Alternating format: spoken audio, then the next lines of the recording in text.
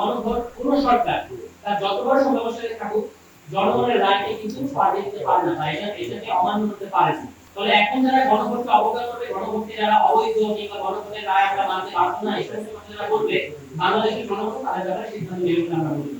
জুলাই সনদ বাস্তবায়ন করার পরে সংবিধানের যে অবস্থা দাঁড়াবে, যে একটা যে সংবিধানটা যে জায়গায় যাবে, সেটাকে আপনি জুলাই সনদে বর্ণিত যেভাবে বলা আছে যে নিম্নকক্ষের 2/3, উচ্চকক্ষের সাধারণ সংখ্যাগরিষ্ঠতা এবং গণভোটের মাধ্যমে আপনি সংবিধান প্রণয়ন করতে পারবেন, সেটা আপনি মৌলিক সংস্কারের ক্ষেত্রে চর্চা করতে পারবেন।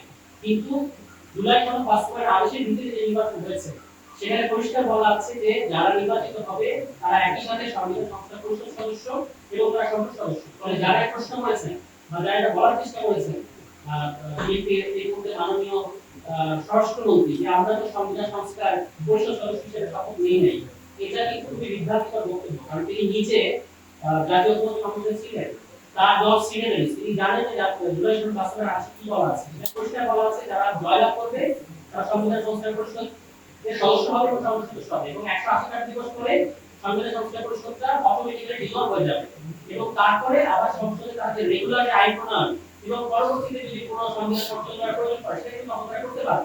ফলে আপনার প্রশ্নের উত্তর হচ্ছে যে গণভোট যখন জনগণ জুলাই সনদকে অনুমোদন করেছে, এটাকে বাস্তবায়ন করা ছাড়া কোনো সরকারের অন্য কোনো অপশন নাই। এমনকি এই কথাটা বিএনপি নির্বাচিত করেছেন জাতীয় ঐক্যমত্য কমিশনের, তিনি বারবার বলেছেন জুলাই সনদ মানে জুলাই গণভোট এটা হচ্ছে জনগণের সিদ্ধান্ত, জনগণের রায়, এটা সংসদের উপর আইনি বাধ্যবাধকতা থাকবে এটা বাস্তবায়ন করার জন্য। কিন্তু এখন দুঃখজনক বাস্তবতা হলো সত্যি আমরা দেখতে পাচ্ছি দুইটা কথাটাকে শুনতে পাল্টে ফেলেছে, এটা খুব অনাকাঙ্ক্ষিত। কিন্তু গণভোট কোন সরকার তার যত বড় সমস্যায় থাকুক জনগণের রায়কে কিন্তু পাল্টে দিতে পারে না, তাই এটাকে অমান্য করতে পারে না।